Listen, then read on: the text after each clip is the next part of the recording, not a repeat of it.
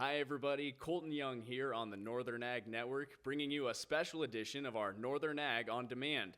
Today, we're here with Kurt Kangus, the Regional 10 Manager for the American Angus Association. Kurt, thanks for joining us here today. It's a good time. I know we probably cut into your fly fishing trips a little bit here, but bull season's wrapped up. Thanks for being here today. Hey, my pleasure. Thanks for having me out here. I appreciate it. Yeah, absolutely. You're so Region 10 Manager. You cover Montana, Wyoming, and Alaska, and I told you I was going to ask you this. How many sales you go to in Alaska, or is that more just for the hunting and fishing trips up there? It's for the fishing trips for me, but yeah, we don't have any sales in Alaska, and there's actually not a lot of cows up there, so it's tough to justify a trip for the association to pay to have me up there, which is too bad. Yeah, that's too bad. I've asked. I'm sure you have. Oh yeah, absolutely. That's funny. Well, bull sale season this year, I mean, we've seen record high prices. We're still seeing them looking at the sale barns. It's historic. There's so many words we can use to describe it. I think historic is one for sure. Talk to us a little bit about some of just kind of the overall trends you saw throughout this year compared to the last few years. Sure. This year, I think that last year's bull sale season was extraordinary in and of itself. And so coming into this year, into the fall sale season run, we expect prices to be pretty good. There's lots of reasons people tend to spend more money in the fall, tax reasons and good markets and checks coming in.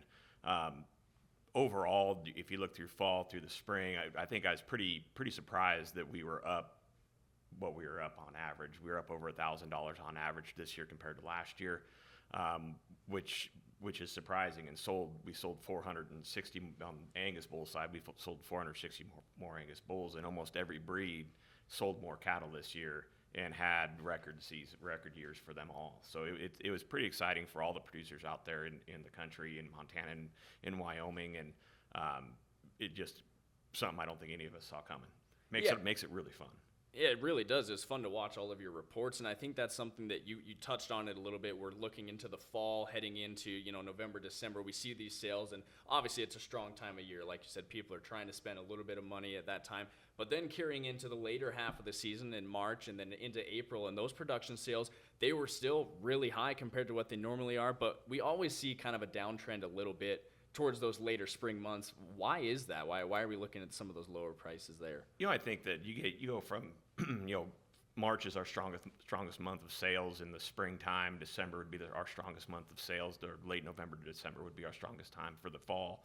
You look at the weather dependency where we start traveling more in the east and having more sales in the east, and it's really hard for guys to want to go spend money if they don't know that it's going to rain. If it doesn't, this year it's pretty drouthy out there, but when we did have sales, it seems like it would either be cloudy or raining or beginning to rain right when we were having the sales. So good luck is a big part of it, I think. And the sales out in April have done better historically in the last couple of years than they had in previous years. So I attributing that is just a trend that I've noticed. I don't know.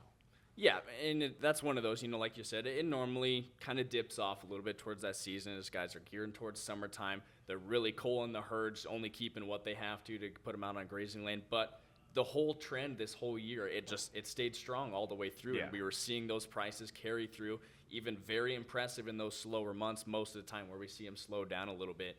Going in the actual sale barns, though, what was your thoughts on buyers' attitudes? I mean, from what we've seen, it was strong demand, very active buyers the whole season. Yeah. There was more enthusiasm this year. I always like to go back. I have a picture. I should have brought it of Arnson's sale during COVID, and Arnson's they get a big crowd, and it's a fun time for everybody in the Judith Basin to kind of catch up to each other after spring calving started or it's ending. During COVID, there was nobody there. I mean, empty. There was probably 15, maybe 20, 30 people there total, and usually there's a couple hundred there. Yeah. And that COVID year being the low years where we just weren't seeing people, Midland was empty, and all those years where we've steadily progressed now, where these crowds, good prices, on the feeder cattle, good prices on the cull cattle, good prices on the cull bulls. There's a lot of enthusiasm out there. February was a little bit tough. I think people were pretty grouchy over that first part of February, understandably. But their mood quickly changed, and there was definitely an aura of excitement almost at every single sale. People talking is if you walk into, as Joe Goggins says, if you walk into a sale and there's a buzz and people are talking and laughing and joking, he goes, it's generally going to be a good sale. And that's kind of what every crowd was this year, was that they wanted to be there and they wanted to participate. Yeah, that's the attitude we've seen all along, and we're still seeing it right now. You go down to the sale barns, and it's very active, very strong markets. And we're looking at some of like the issues within the market. Obviously, demand is as strong as it has ever been. We're seeing record low cow herd numbers, and yet you said we sold more bulls this year, and prices were higher than they ever have before. What contributes to that? Once again, February, I think people start, for April, the testing of bulls really helps the market out quite a bit. And I think that people were needing bulls, weren't planning on needing bulls. For the bulk majority of this sales season, it's really been this killer bull market's outstanding. And so if you do have older bulls, it was a much easier decision. We talked about this earlier, but ran back through the numbers, and if you send in a 5-year-old bull, it's gonna that you spent on average $5,500 on, and you're getting up to almost $4,000. Some folks are getting up to $4,400 on them now. It's an easy decision to trade those bulls out and just go ahead and buy a new one. Obviously, these are going to be more expensive. Yeah, absolutely. And I think that's something that, we're seeing the high prices, we're seeing the strong demand, and a lot of it goes back to the quality of the pedigrees, the EPDs that we're seeing. We're seeing very large improvement genetic-wise. Talk a little bit about some of those improvements you've seen over the last few years, the quality of beef and the quality of bulls that are coming through the ring. Yeah, with the drought and everything that we'd been going through in the past years, and people having to cull cows and make those hard decisions, registered folks and commercial folks, you saw them get those older, maybe not older, but the lesser cows, the ones that aren't performing, low weaning weights, the lower ratio in cattle, they got rid of those cows. That, or turned them into recips, or did something else with those cows, and that helps the bull battery in large, just because you're making your genetic progress is forefront. You got rid of the cows you probably should have got rid of anyway, and so the core cow herd in the region has gotten better, and that's one benefit of drought, is it makes people make hard decisions on cattle that they wouldn't otherwise make. And high prices do the same thing too. When these cull cows are bringing what they're bringing, well, it doesn't hurt you to send them to town near as bad. Yeah, and I think that's something that, we're looking at some of the markets, and recently we saw that prime cutouts are over select. The quality is changing from the consumer, and like you said, it's going down to the producer standpoint. They're making those tough decisions in those herds, culling out what they don't need to keep, and really just improving the genetics and the herd value overall. Where do you think, looking into the summer, we're kind of heading into video season, what do you think your prediction is heading into summer? Are we still going to see record high prices? Are we ever going to hit resistant levels in the markets, do you think? It'll be interesting. Summertime, I love feeder calf sales. It's I'd like them as much or more than bull sales. It's fun to watch the excitement of the crowds. I can think of sales last 2 years as these prices just keep climbing, that we get done selling a lot of calves, or one person's a lot of calves, and they jump up and they're woohoo. One person told Ty Thompson that she loves him. Which gets, that just happens sometimes. But going into this summer, I think that everybody, you watch the markets right now, and those heavy cattle are bringing a lot of money. The grass cattle are bringing a lot of money. I think we see that progress. Is there a pushback point? From a consumer basis, you go into a grocery store and you look at to a year ago or 2 years ago, maybe just a year ago, New York strip would cost you $9, and now it's $15. Prime ribeye is going to cost you up to $24 a pound. That's a lot of money. And so at what point does a consumer say, I'm not going to do this anymore? I don't know, but we haven't seen it yet. You talk to the folks at CAB, and they're looking at that kind of data all the time, and they haven't seen any resistance yet. And at the end of the day, we are a burger nation. That's how a slaughter bull can bring $4,000. Yeah, it's expensive burgers. That's for sure is what it is. But talking about the record high prices that we're seeing, we're not seeing any resistance from the consumer side. Producer standpoint, I feel like at some point reality sets in. Obviously, we're happy for guys that are selling cattle right now. It's such a strong market. But what are their hesitations, if any, or what are some concerns heading in to summer? I know we talked a little bit about drought, but looking at some like the purebred operations going into the fall, whether that's just improving genetics or improving their herd, what are some concerns that they're kind of running into right now? It's always a question of how many bulls to sell. With the cow herd, are we expanding? Are we contracting? I looked at some of the numbers from Northern, and we sold way more heifers last year than we had previously. If you've been to a sale, you've heard Joe's speech about that on that spread. Are we seeing a cow herd expansion? It's tough for people to say whether we are or aren't. We're seeing a lot of heifers still go on to feed. So, going into the fall sale season, head count's going to be an issue. What do consumers want? What do the consumers of bulls want? Whether it's fall tends to not focus on calving ease near as much as say March or April does, where it becomes a main focus for people. So those guys are going to want the big power bulls. That we sell more 2-year-olds in cad than wing calves in the fall. So those big powerful 2s are what people are going to be after in the fall. Yeah, absolutely. I think that brings up a good point. And we talked a little bit on the video sale season, one of your favorite times of the year, seeing the true market value of these calves in the summer months. With the American Angus Association, what is kind of like a marketing standpoint for these guys that are wanting to market their calves? How can the American Angus Association provide those tools and techniques to help them marketing-wise for this year? Yeah, you can always talk about program cattle, and obviously it's a high market, so program cattle are tending to not have the spread that they would have had 4 years ago for profit. But the Angus Association offers programs that called Angus Link and Angus Verified. Angus Verified is that we will verify your herd that they're all Angus sired, and there's buyers out there that are looking for predominantly Angus sired calves, and this is their way to know that this is what they're getting. Angus Link actually projects a scorecard that will give you a beef value, a feedlot value, and a grid value to look at, that buyers can take a look at and see, and not necessarily base their decisions on buying these calves. These calves should be worth X dollars more, but ones that they can look at the numbers and think, okay, well, these cattle might need a little bit more feed. These cattle might need a little bit less feed. They can use as a tool to kind of manage that. But by and large, a lot of the folks having that bull battery identified and those buyers having access to that bull battery makes a difference. People want to know where you're getting your bulls from, and will base big assumptions off of that. Yeah, absolutely. It's a critical point, and I think in the industry, and as we're looking at some of the issues coming up recently, we saw in Denver the Common Ground Summit. They got together, which was a lot of different organizations that came together to find common ground on some issues that we're facing. Is those 6 bullet points that they kind of listed out, do you agree with all of those issues, and is that something that the American Angus Association is worried about as far as continuing and improving the market in the cattle industry? So the association doesn't actively get involved in political deals. The 501(c) prevents them from doing that. Knowing that we did have a staff member that was there on his own accord. He was not there for the association. He was there just for himself.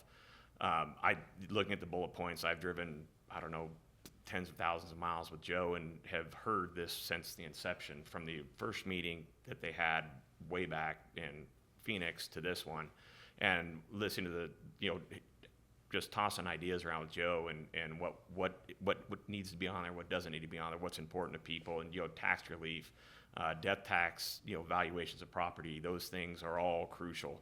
LRPs, if people aren't using LRPs right now, they really need to look into that, and improving how those LRPs are run on point of purchase versus point of possession will make a huge difference, I think, in people's ability to guarantee kind of your income.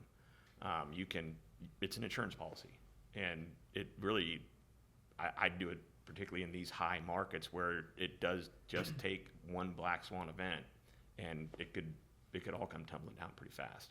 But in trying to get youth excited about being an ag, that's kind of a vaguer one, I think, on the list. But I think it's still important that we have means to engage these folks. And all the meetings that Montana stock growers did through the summer through the sales season last year, I think these are the points that kind of came out from listening to everybody talk about what they wanted.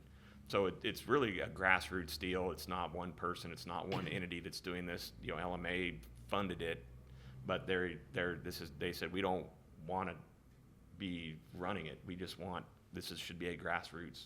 There wasn't one group or organization that ran it all. It was all of these different organizations that not all of the time agree on these situations, but it was good to see them come together and figure out this is what's wrong with the industry, or this is what issues we're going to be running into in the future. And that kind of leads into my next question. I think a big concern right now for a lot of these producers is the upcoming generation getting, like you said, the youth involved, looking at these family operations. The bull sales that you're going to, they're not first year or second year bull sales. They've been around 50, 60, some even, close to 100 years. Do you see that upcoming generation playing an active role in those operations? And what can the American Angus Association or just any of these producers do to make sure that the upcoming generation stays involved? Yeah, that's always the tricky part.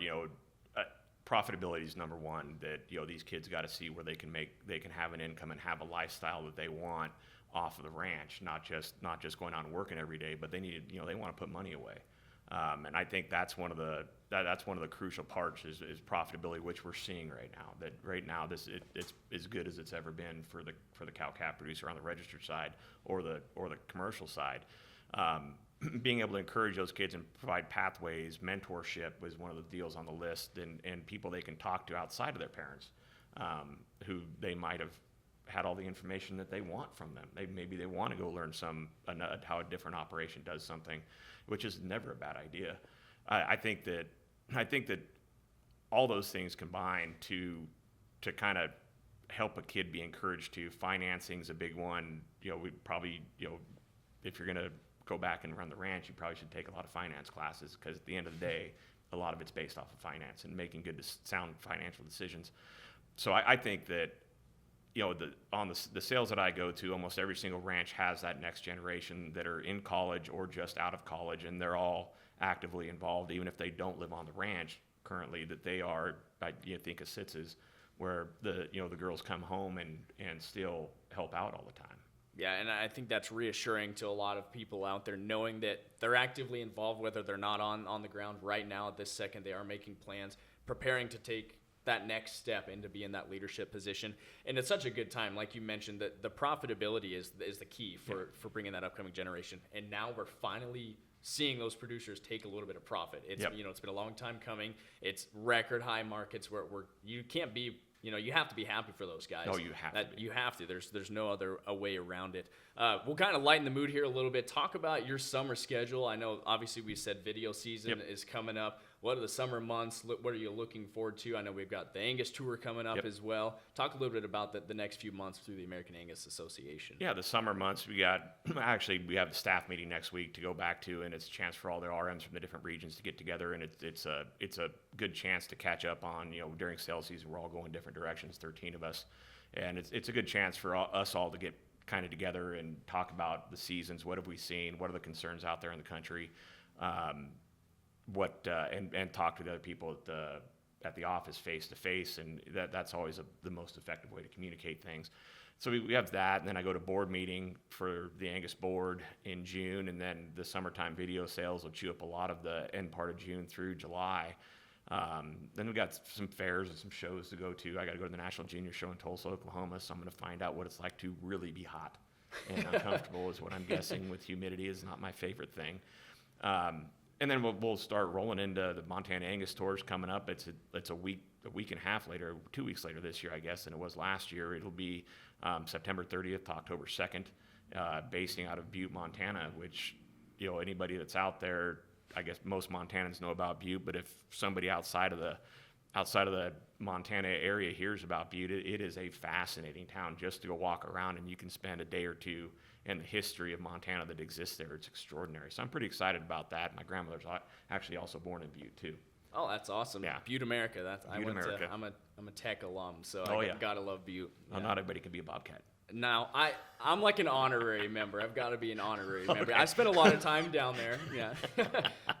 Yeah, and then fall we got football games too. Yeah, let's not forget about that. Go Cats, go! That's going to be my next question leading in. Are you going to be a Las Vegas Raiders fan? Oh, I can't do that. I just can't. It just doesn't. It goes against my upbringing, and I'm a Broncos fan, I guess, for pros. And me too. That's but I can be an individual fan, and I'm very excited to see what Tommy does. Yeah, very excited. Awesome to see that, and I thought it was interesting. I was curious on what your thoughts were seeing him picked, and then Cam go next. I thought that was pretty cool too. You got to be happy. You got two of the best athletes in the FCS. I think the Raiders made a great decision. So my attitude of the Raiders is probably going to shift slightly. Still in the division though. At least they didn't go to the Cowboys, right? Yeah, that's fair. You're welcome, John. Yeah. Awesome. Well, Kurt, thanks again for being here. We appreciate that, and a great message, and we look forward to hearing from your summer schedule and seeing you at the Angus Tour. Again, Kurt Kangus, Regional Manager for the American Angus Association. Thanks for watching this special episode, everyone. I'm Colton Young with the Northern Ag Network.